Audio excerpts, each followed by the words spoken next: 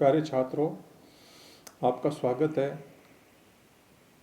आज हम second year electronics diploma के subject electronics components and shop practice, जिसकी कोड संख्या है EL 201 के chapter 5 printed circuit board fabrication का अध्ययन प्रारंभ करेंगे। इससे पूर्व मैं 4 चैप्टर पूर्ण कर चुका हूँ, जिनके वीडियोस यूट्यूब पे मैंने पहले ही डाल दिए हैं। Chapter first resistor, second capacitor, third inductor and coils, fourth soldering and desoldering techniques, ये चारों चैप्टर मैं पूर्ण करा चुका हूँ। आज हम chapter 5 printed circuit board fabrication प्रारंभ करेंगे। प्रिंटेड सर्किट बोर्ड जो कि इलेक्ट्रॉनिक्स का एक तरह से जान है, सारा जितना भी इलेक्ट्रॉनिक सर्किटरी होती है वो सभी प्रिंटेड सर्किट बोर्ड या PCB पर ही लगी होती है, इसी के ऊपर टिकी होती है। तो आज इसी इम्पोर्टेंट टॉपिक के ऊपर जानकारी प्राप्त करेंगे। आज का टॉपिक है introduction, types and specification of PCBs and fabrication steps of PCB, यानी इसका परिचय, इसकी कितने प्रकार के होते हैं टाइप्स, उनके बारे में और इसकी विशिष्टताओं के बारे में जानेंगे। साथ ही PCB जो निर्माण की स्टेप्स हैं, जो पद हैं, उनके बारे में जानकारी प्राप्त करेंगे आज के लेक्चर में। Printed circuit board fabrication introduction.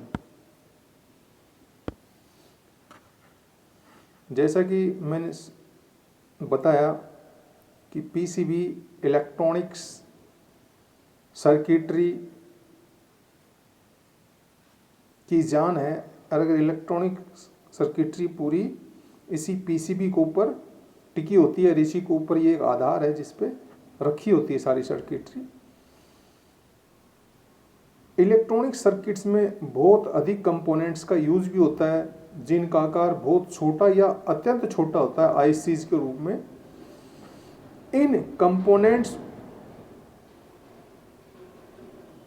Wire के नेटवर्क के साथ व्यवस्थित करना एक जटिल कार्य है। यानी जो भी कंपोनेंट्स यूज कर रहे हैं उनको वायर के साथ जोड़ना और उनका नेटवर्क बनाना बड़ा मुश्किल और जटिल कार्य है।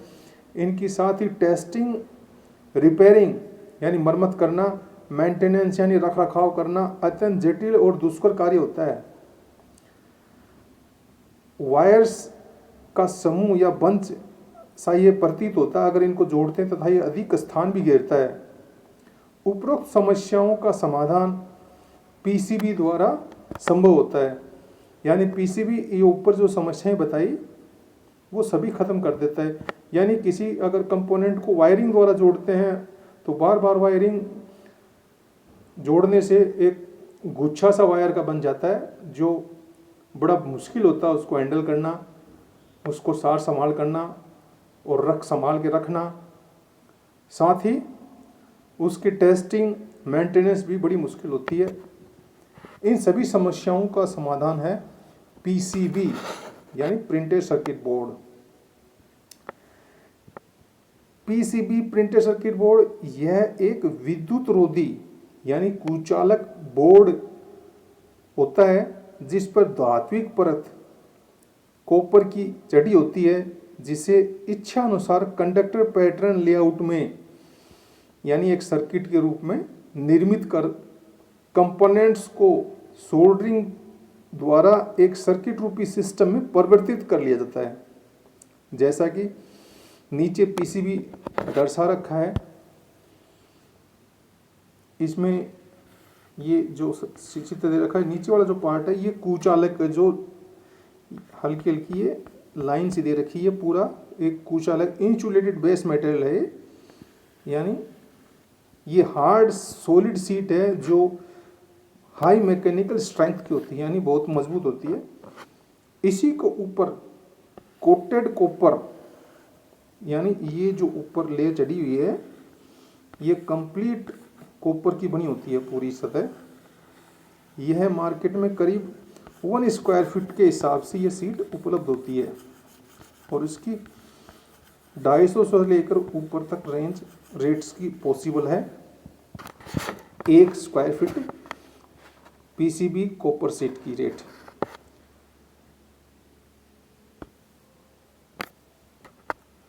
इस पीसीबी का यूज क्या है? प्रिंटेड सर्किट टेक्निक इसमें अप्लाई करते हैं तो जो समस्याएं वायरिंग की उलझन की होती है वो यहाँ सारी हट जाती है। प्रिंटेड सर्किट टेक्निक क्या है? यह वह विधि है जिसके द्वारा हुकअप वायर्स, यानी वायर्स के जो गुच्छे हैं आपस में जुड़े हैं, इलेक्ट्रॉनिक सर्किट्स के कनेक्शन के स्थान पर इसको इस्तेमाल किया जाता है। इसे प्रिंटेड सर्किट टेक्निक कहते हैं। यानी जो वायर्स के जो आपस में कनेक्शन बनाते हैं कंपोनेंट्स के बीच में सर्किट के ऊपर, वो सभी वायर्स की जगह रिप्लेस क्या कर देते हैं? कंडक्टर पैटर्न को अप्लाई करते हैं। तो ये जो विधि है ये प्रिंटेड सर्किट टेक्निक कहलाती है। इस टेक्निक द्वारा कनेक्शन पैटर्न को कुचालक बेस में लेपित या बॉन्डेड कॉपर फॉयल पर निर्मित किया जाता है। यानी कॉपर की जो परत बना रखी है पीसीबी की सीट पर, उसके ऊपर इसी कंडक्टर के पैटर्न को तैयार कर लिया जाता है। ये कनेक्शन वगैरह सभी पीसीबी कंपोनेंट्स को वायर जाल से मुक्त करते हैं। पीसीबी का क्या यूज हुआ? कंपोनेंट्स को जो वायरिंग होती है उससे मुक्ति दिला देते हैं तथा यांत्रिक दृढ़ता एवं आर्टवर्क पैटर्न अनुसार सर्किट को व्यवस्थित रूप से वह आसान बना देते हैं। यह सब पीसीबी या प्रीसिस्ट पर संभव प्रिंटेड सर्किट टेक्निक द्वारा यह संभव हो पाता है। इसके अंदर मैंने पूर्व चित्र में बताया था 2 मटेरियल यूज हो रहे हैं। एक तो ऊपर सतह पर कॉपर की लेयर और नीचे बेस मटेरियल यानी आधार। तो बेस मटेरियल इसमें 5 प्रकार के बताए गए हैं। फिनोलिक पेपर बेस जो पेपर के यूज द्वारा निर्मित होता है, यह सस्ता और सबसे ज़्यादा यूज होने वाला बेस मटेरियल है। ऐसे ही ग्लास बेस इपॉक्सी है, वो भी बहुत ज़्यादा यूज होता है। ये कठोर दृढ़ उच्च यांत्रिक सामर्थ्य के होते हैं। जैसा कि नाम से विधि इसमें ग्लास का मिक्सिंग की जाती है, इसलिए इसका नाम पड़ा ग्लास बेस इपॉक्सी। ये पारदर्शी टाइप दिखता है। फिनोलिक पेपर बेस पारदर्शी नहीं होता। पीटीएफ लेमिनेट्स या टेफ्लॉन होते हैं जो असल में पॉलीटेट्रा फ्लोरोइथिलीन से निर्मित होते हैं और इनमें ग्लास का यूज होता है इनके निर्माण में। पीटीएफ के सिलिकॉन लेमिनेट्स में सिलिकॉन रेजिन ग्लास मिक्सचर द्वारा इनका निर्माण किया जाता है। 250 डिग्री सेंटीग्रेड टेम्परेचर तक ये काम कर सकते हैं। पॉलीमाइड लेमिनेट्स महंगे होते हैं। विद्युत सामर्थ्य और यांत्रिक दृढ़ता एवं श्रेष्ठता इनमें होती है, ज़्यादा होती है। तो सबसे ज़्यादा कॉमन जो यूज होता है वो फिनोलिक पेपर बेस और ग्लास बेस इपॉक्सी है बेस मेटल के रूप में पीसीबी के अंदर। पीसीबी के अंदर जो फॉयल मटेरियल्स होता है इसके लिए सामान्यतः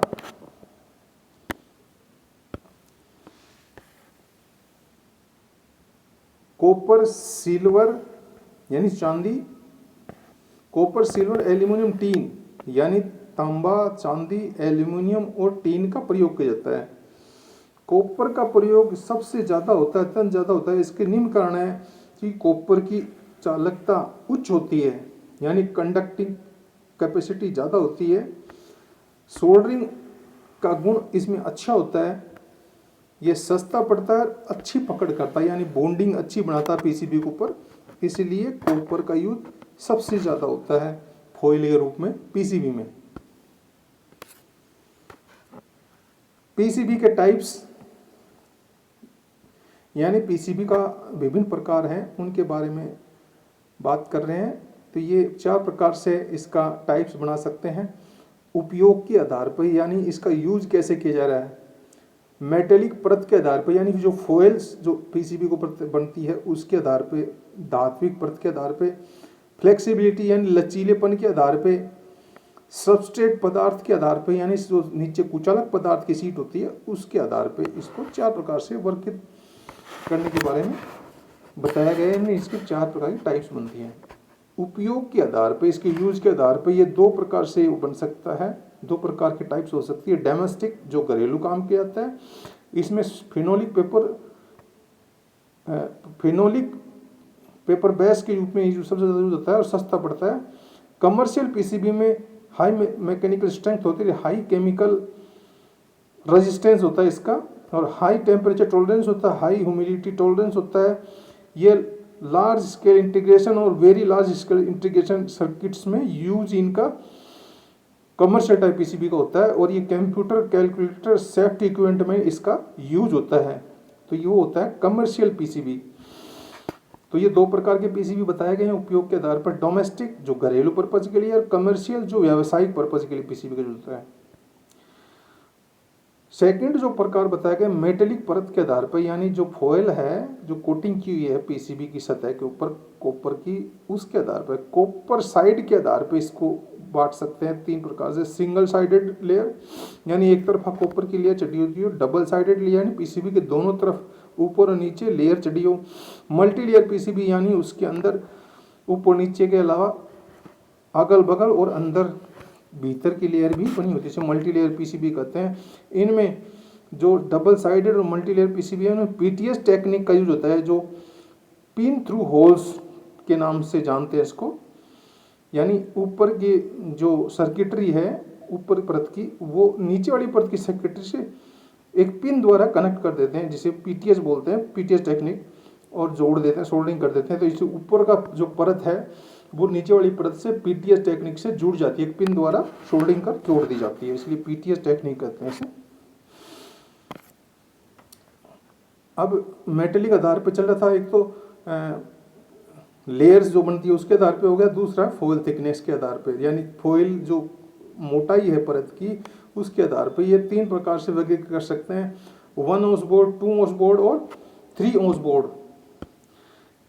ये 1 औंस बोर्ड है, यानी इसकी मात्रा अगर 1 औंस कॉपर को कोटिंग कर दी जाए एक 1 स्क्वायर फीट शीट के ऊपर, तो जो थिकनेस प्राप्त होगी हमें वो उस फॉइल की, उस परत की 0.0014 इंच से लेकर 0.0003 इंच तक प्राप्त होगी।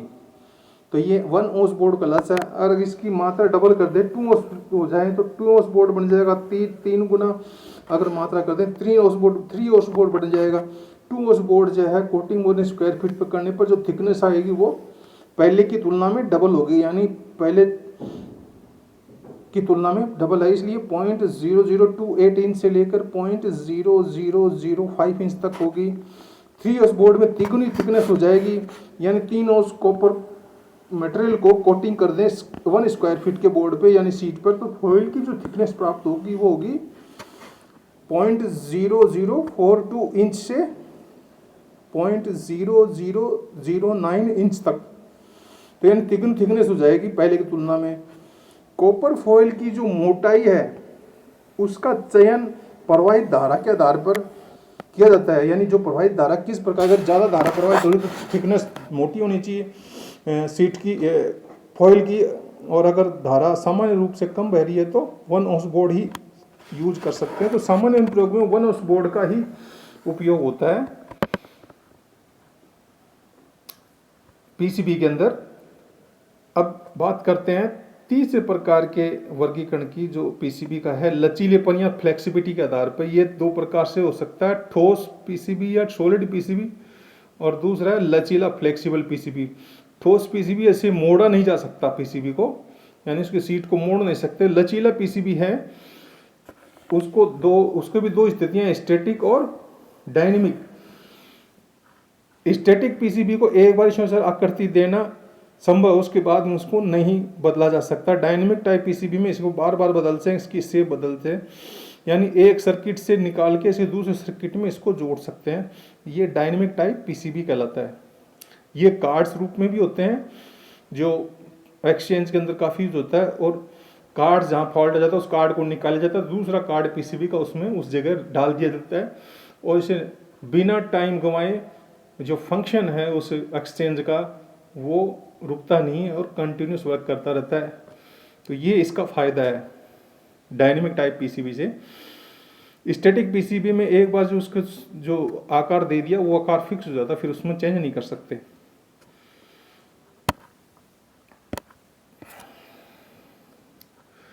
चौथा जो प्रकार है वो सबस्ट्रेट के आधार पर, यानी जो कुचालक की जो सीट लगी होती है पीसी में उसके आधार पर इसका वर्गीकरण है। इसमें उसके जो पदार्थ यूज हो रहे हैं उसके नाम के आधार पर इसके वर्गीकरण किया गया, जैसे Teflon laminate PCB, silicone laminate PCB, melamine laminate PCB, epoxy laminate PCB, polyimide laminate PCB, phenolic laminate PCB. तो ये विभिन्न प्रकार के पदार्थ यूज करके कुचालक पदार्थ का उनके नाम के आधार पर इनके अलग अलग प्रकार के पीसीबीज के नाम या उसके वर्गीकरण हो जाता है। Specification of PCB. पीसीबी का स्पेसिफिकेशन की बात करें तो यहाँ पर पीसीबी की फॉयल यानी कॉपर फॉयल व लेमिनेट यानी उसका कुचालक आधार के गुणों के आधार पर इसका कर सकते हैं। यानी ये दो ही चीज़ें उसमें होती है पीसीबी का, देखते उस ऊपर सतह पर लगी कॉपर की मेटल की पतली सी परत और नीचे उसका मोटी सीट जो कुचालक होती है। कॉपर धातु की परत लगी पीसीबी पर चांदी का हल्का सा लेप चढ़ा देता है जो जिससे उसकी चालकता बढ़ जाए। पीसीबी पर तांबा धातु का प्रयोग किया जाता है जिसके निम्न गुण होते हैं तांबा धातु में। इसकी इलेक्ट्रिकल प्रॉपर्टीज और फिजिकल प्रॉपर्टीज के आधार पर इस गुणों को हम वर्गीकृत कर सकते हैं। इलेक्ट्रिकल प्रॉपर्टीज में आता है इसके कॉपर की धातु में निम्न विद्युत ये गुण पाए जाते हैं, जैसे इंसुलेशन रेजिस्टेंस यानी विद्युत रोधी प्रतिरोध, इसका मान अधिक होता है जिससे ये ऊर्जा का ह्रास कम करता है। यानी कॉपर में विद्युत रोधी प्रतिरोध का मान अधिक होने से इसकी ऊर्जा का ह्रास से कम करता है। डाइलेक्ट्रिक स्ट्रेंथ कॉपर की यानी पराविद्युत सामर्थ्य अधिक होती है जिससे इससे मैक्सिमम विभव का इस पर प्रभाव नहीं पड़ता है। यानी वोल्टेज अधिक होती है तो इसका इस पर प्रभाव नहीं पड़ता है।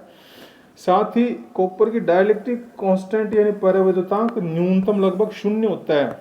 डाइलेक्ट्रिक लॉस एंगल का बात करें तो इसका 90 डिग्री से कम होता है।